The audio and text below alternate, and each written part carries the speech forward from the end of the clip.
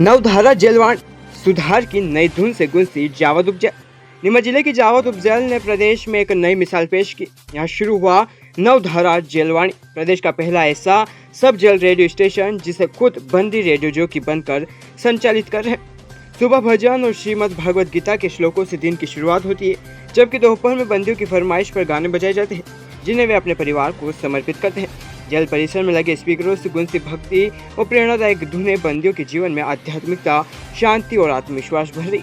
Jailer doctor Anshul Garg की सोच है कि नशे और नकारात्मक से ध्यान हटाकर बंदियों को सकारात्मक और आत्मनिर्भर जीवन की राह पर लाया जाए।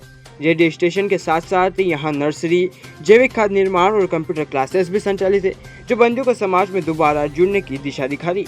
नवधारा जेलवाणी सिर्फ एक रेडियो नहीं बल्कि सुधार और नई शुरुआत की आवाज बन चुकी है। जब 4 बजे वापस लोगों को खुलता है तो अलग अलग बंदियों की फरमाइश आती है, तो जैसे कि अलग अलग गाने, कुछ संगीत, मतलब कुछ भी हो। 4 बजे बाद अलग अलग आदमी बेरिंग वाइज एक एक बेरिंग से गाना लिखा जाता है, रिकॉर्ड करा जाता है और उनकी पसंद का सॉन्ग बजाया जाता है। मुझे जैसे किस तरह के दिनों में उत्साह लगता है कि आपको बार बार फरमाइश आती है? नहीं, अच्छा लगता है। मतलब जैसे कि 5 नंबर से आई है तो बार में 3 नंबर से आ रही है, तो अलग अलग बंदी अपने आप को ऐसे महसूस करते हैं कि भाई ज़्यादा किस ठीक तरह है। की फरमाइश आती है? ज़्यादा मतलब ये कुछ गम वगैरह, मतलब ऐसे होते हैं ये। भागवत वगैरह भी आती है? हाँ, गीता भागवत ये सुबह और शाम दोनों टाइम चलती है। क्या नाम है आपका?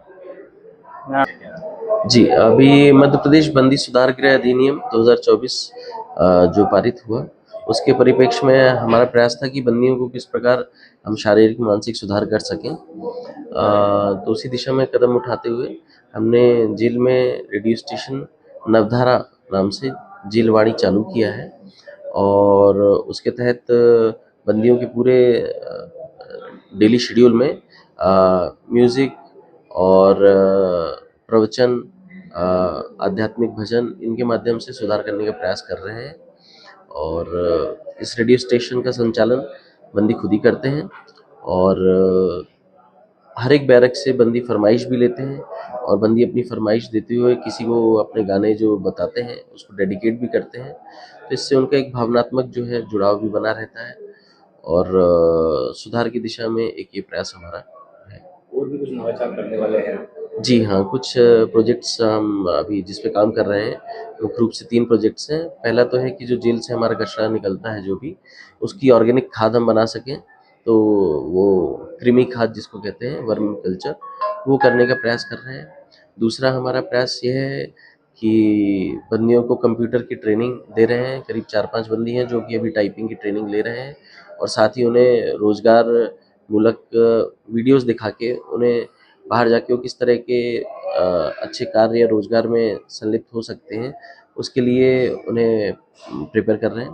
तीसरा एक नवाचार सब जेल में हमने जो चालू किया है, वो जो आदतन बंदी है, आदतन अपराधी है, उसका साइकोलॉजिकल काउंसलिंग करके किस प्रकार से हम उसमें मानसिक बदलाव ला सकते हैं।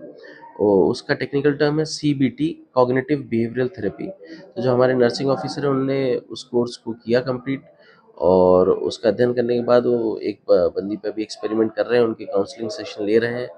इसमें मुख्य रूप से ये समझाते हैं कि वो किस प्रकार से कॉग्निशन मतलब सोचना, तो सबसे पहले अपनी सोच में बदलाव लाएँ और फिर वो बिहेवियर में मतलब व्यवहार में उनके परिलक्षित होगा। वो समझें कि किस प्रकार की परिस्थितियों में वो अपराध करने के लिए प्रेरित होते हैं बंदी और उसको समझकर और फिर उस पे किस तरह से रोक लगा सकें। तो एक उद्देश्य हमारा ये है कि एक परमानेंट बदलाव आएगा उनमें, जो कि अपराध की दुनिया से वो दूर जाएँगे और इसी दिशा में हम ये प्रयास कर रहे हैं। इस सराहनीय पहल से बंदियों का भी कुछ फीडबैक मिल रहा होगा, उनका क्या? जी, जी। जी, बिल्कुल जो रेडियो है, इससे तो काफ़ी उन्हें प्रेरणा मिल रही है, आध्यात्मिक जो भी ज्ञान उन्हें मिल रहा है, वो कहीं न कहीं उनको फ़ायदा कर रहा है। योगा भी हम शारीरिक सुधार के लिए योगा करा ही रहे हैं, तो एक हमारा उद्देश्य है कि संपूर्ण सुधार कहीं न कहीं बंदियों के जीवन में ला सकें, यही हमारा उद्देश्य है।